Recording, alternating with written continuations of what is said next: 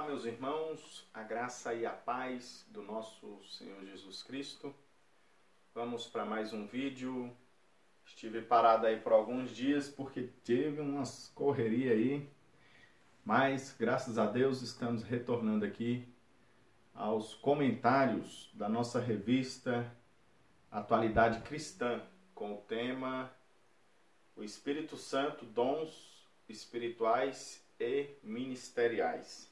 Queridos, já teve aqui algumas lições, como por exemplo, que eu não comentei, o dom da palavra e do conhecimento, dom da palavra de sabedoria, né? Tudo numa lição só, o dom do discernimento de espíritos, dom de profecia e os dons de variedade de interpretação de línguas, né?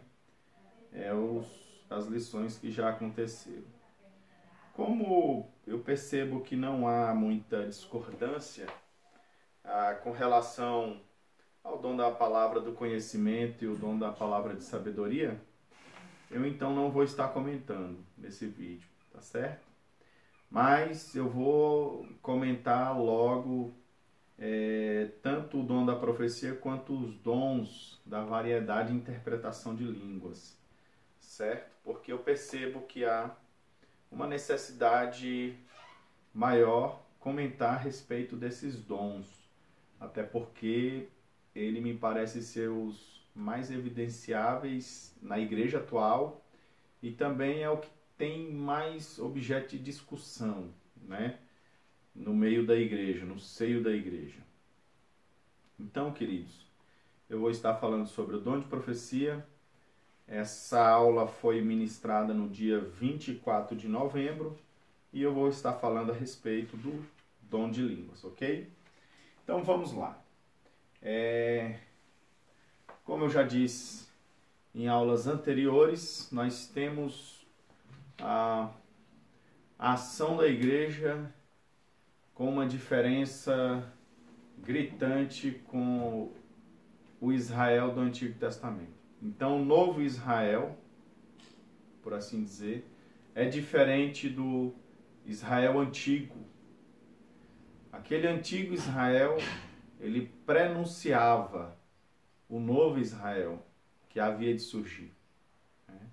Através dos profetas, através de símbolos, né? Através de figuras, era um prenúncio do que haveria de vir, né?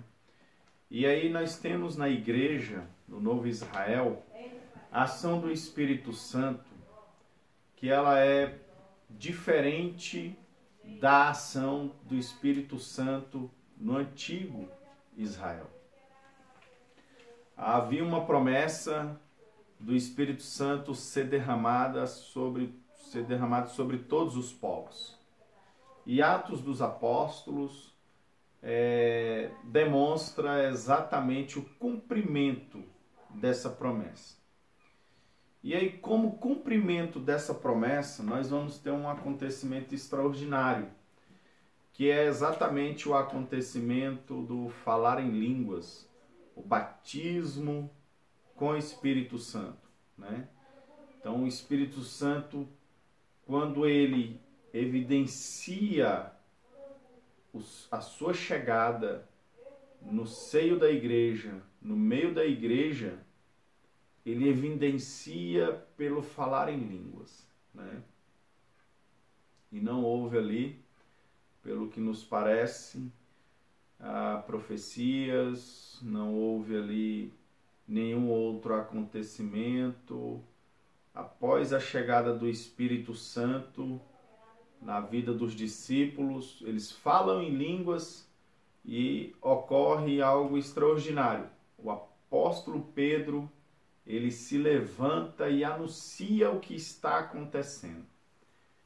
Então, o que nos denota que o batismo no Espírito Santo, ele nos serve exatamente para nos capacitar na pregação do Evangelho, né? Agora, nós temos nos dias de hoje uma divergência que nós precisamos compreender. Alguns a respeito da superioridade dos dons e a evidência do Espírito Santo na vida das pessoas, e eu vou estar comentando sobre isso. Algumas pessoas falam qual é a maior evidência de que aquele crente é cheio do Espírito Santo, né? Qual é o dom maior entre todos, né? Dons espirituais. Dos dons espirituais, qual é o maior? Eu vou comentar isso aqui. E eu já até comentei alguma coisa, mas vamos lá. Queridos, primeiro lugar, a evidência do batismo no Espírito Santo. Quando nós lemos as Escrituras, em particular o livro de Atos, nós temos uma mecânica naquela igreja inicial em que a evidência do batismo no Espírito Santo era o falar noutras línguas. E ela era seguida pela imposição de mãos dos discípulos, né? Nós vamos ver isso constantemente no livro de Atos. O que eu defendo é que a mecânica do livro de Atos é uma, e a mecânica da igreja após o livro de Atos é uma outra mecânica. E aquela mecânica, eu entendo que só era possível os discípulos saberem que uma pessoa foi batizada no Espírito Santo se elas falassem outras línguas, né? Até porque falando em outras línguas, que é o dom da fala, como dom de fala, como o nosso autor bem coloca, é o dom que se evidencia, dom de cura. Só vai ser evidenciável se tiver um enfermo e orar por ele, ou vários enfermos, né? E tantos outros dons, sonhos, visões, esses dons não são evidenciáveis.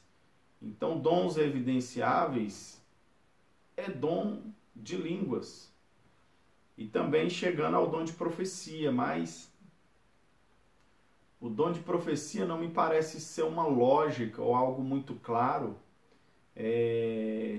como batismo inicial, alguém profetizar. Não me parece lógico, mas também não descarto o Espírito Santo realizando isso no meio da igreja, né? Mas o dom que evidencia o batismo no Espírito Santo é o dom de línguas. É ele que evidencia, que externamente está claro, né? As pessoas podem ser batizadas pelo Espírito Santo e receber um outro dom? Pode. Eu não defendo mais, nos dias de hoje, a evidência de que eu ou você foi batizado porque falamos em línguas. Não. O Espírito Santo, segundo as Escrituras, ele distribui o dom conforme lhe apraz. E dentro disso, hoje, a mecânica da igreja é diferente. É conforme o agrado do Espírito Santo e é exatamente conforme a necessidade da obra. Caminhando então nesse entendimento, era uma necessidade o falar em línguas para a confirmação do batismo no Espírito Santo por causa dos discípulos, para que eles vissem que o Senhor cooperava com eles de fato. E que eles, impondo as mãos sobre as pessoas e orando para que recebessem o Espírito Santo iria encher, porque ele havia dado essa autoridade aos apóstolos. E nesse sentido, como eu compreendo que o ministério apostólico findou com a morte do último apóstolo, o apóstolo João, então essa dinâmica ela mudou. Ela não segue mais essa dinâmica. Por quê? Por não haver mais a necessidade de evidência do batismo no Espírito Santo por imposição de mão. Aí fica-nos agora a grande recomendação apostólica para buscar os melhores dons, para encher do Espírito Santo. E isso é na minha relação com Deus, na minha comunhão com Deus. E na minha comunhão com Deus eu vou buscar ser cheio do Espírito Santo e buscando os melhores dons. E ainda assim aqui, buscando os melhores dons, o Espírito Santo vai conceder aquilo conforme é do agrado do Espírito Santo, na busca pelo Espírito Santo. Agora, eu entendo que também o momento do batismo, ele não é mais o mesmo momento, ou seja, alguém impondo as mãos. Mas tanto é com alguém impondo as mãos, quanto você na sua intimidade com Deus, na sua intensidade de busca com Deus, né? Então não existe um padrão aqui. Eu só vou ser batizado se alguém pôr as mãos sobre a minha cabeça? Não. Você pode ser batizado se você for um crente fervoroso na oração e na santificação. Tiver no processo de regeneração, o Espírito Santo, vai te encher, com certeza. E também não é padrão que é só na sua intimidade. Alguém também impondo a mão sobre sua cabeça, se é da vontade do Espírito Santo que você seja cheio assim, você vai ser cheio assim, ponto final. Né? Até porque existem homens de Deus que estão buscando a presença do Senhor, né? a intimidade com o Senhor, exatamente para a manifestação do poder de Deus, né? Da glória de Deus na vida das pessoas. Então nós não descartamos, né? A possibilidade de alguém pôr as mãos e você ser batizado. Ok.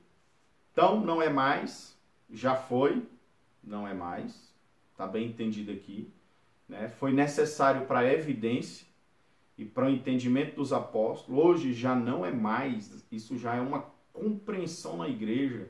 O batismo no Espírito Santo, todo mundo já sabe que existe, é uma necessidade, é algo urgente para a igreja. Então não é mais pelaquela dinâmica daquela igreja emergente, crescente, no seu primeiro momento, né? A mecânica e a dinâmica da igreja é outra. Sendo assim, nós vamos agora falar a respeito do dom de profecia e a divergência desse dom com relação ao dom de línguas. A dinâmica mudou de tal maneira que me parece que o falar em línguas era algo extremamente importante na igreja. Eles consideravam assim. E aí Paulo escreve à igreja de Coríntios, dando algumas diretrizes, né? Paulo dá algumas diretrizes. Inclusive ele chega a dizer, eu falo muito mais que vocês. Mas se vocês for ficar falando em línguas no culto, quem é que vai entender esse negócio? Ninguém vai entender, né? Então, Paulo orienta a se calar. E Paulo também vai nos dizer que o dom de profecia, ele é maior do que o dom de línguas, né? Agora, nós compreendemos como essa superioridade de dom. Porque em níveis de importância, não nos parece aqui que esse dom é superior ao dom de línguas. Porque em cada aspecto, em cada dom, tem a sua importância, a sua utilidade. Por exemplo, o dom de línguas, que é a evidência inicial em Atos dos Apóstolos, com o batismo do Espírito Santo, você vai perceber o seguinte, que enquanto eles falavam em línguas, outros povos de outras nações compreendiam o que eles diziam na sua língua materna. Então, eles falavam noutras línguas e os outros povos entendiam na sua própria língua, né? E aí a variedade de línguas eu compreendo que tanto são línguas nacionais, língua dos povos, quanto eu entendo da língua em mistério, né? Aquela língua que você fala a Deus e a si mesmo se edifica. Então, nesse sentido, me parece que se eles recebessem o Espírito Santo e ali fosse profetizar na sua própria língua, povos de outras nações não iria entender. Então, que utilidade teria aqui o dom de profecia? E diz que lá no texto de Atos, que eles magnificavam a Deus, falava das grandezas de Deus e eles entendiam. Então aqui nós estamos vendo a importância desse dom de variedade de línguas, o dom de comunicação com outros povos. E Pedro se aproveita daquele momento e comunica o evangelho àquele povo, né? E tantas almas se convertem. Então, nós vamos ter uma outra utilidade nesse dom, que eu acabei de dizer, é a edificação de si mesmo. Quando você ora em línguas e fala a Deus, e quem ora em línguas, diz Paulo, edifica a si mesmo, né? Então, tem uma utilidade aqui importantíssima, né? E o dom de profecia? O dom de profecia, ele tem a sua utilidade, a sua importância, mas você vai ver que, basicamente, a sua utilidade e a sua importância é a comunicação na igreja. É a manifestação da palavra de Deus de forma profética ou em revelação a toda a comunidade. E é isso que Paulo fala, que quando alguém está profetizando, ele edifica a todos. E por estar edificando a todos ali, ele se torna maior, mas dentro do contexto da igreja. Isso tem que ficar entendido. E se é dentro do contexto da igreja, isso significa que existe um ambiente, um local em que esse dom tem um valor inestimável, né? E do mesmo modo, o dom de línguas significa que em um local esse dom tem um valor inestimável. Então, se eu for lá para a China, vou para a China, e lá eu vou profetizar, mas se eu não falo chinês, como é que fica? Não adianta. Agora, se eu tenho um dom de línguas, recebo o dom de línguas ali, e ali eu comunico o evangelho no idioma daquele povo, qual a utilidade desse dom, se não é superior ao dom de profecia? Né? Então, uma questão de contexto e de encaixe, né? Da compreensão do que Paulo está falando. Um dos nossos problemas é que nós generalizamos e engessamos a leitura bíblica.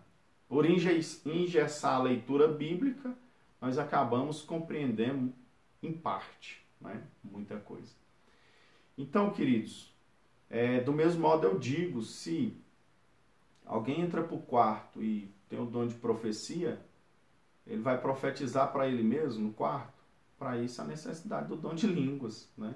Vocês estão vendo então que aqui, nesse sentido, nós não podemos colocar os dons um superior ao outro. Cada dom é necessário para cada ambiente, para cada contexto, para cada momento. E por isso que não devemos desprezar, assim, nenhum dos dons. Antes, pelo contrário, valorizar todos os dons.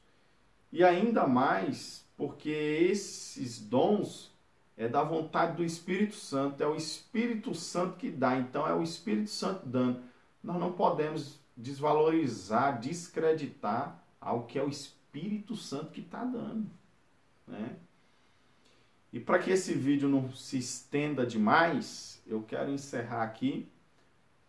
Espero que você tenha aumentado aí o seu conhecimento. Espero que eu tenha sido útil e que Deus abençoe. Até a próxima.